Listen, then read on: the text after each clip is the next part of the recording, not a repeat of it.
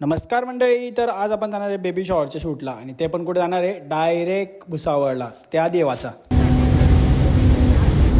बाई म्हणजे काय आहे बाई यार, एस टी महामंडळ यार, ते काय पब्लिक ट्रान्सपोर्ट आहे, म्हणजे तुम्ही काही विकारशान काय यार, काही पण लावता. तर काय जाऊ द्या, पोचतो आपण ते करत, ते बाकी विषय सोडा, जाऊ द्या. खूप सुंदर असं लोकेशन होतं, आपण तिथे शूटला गेलो तिथे.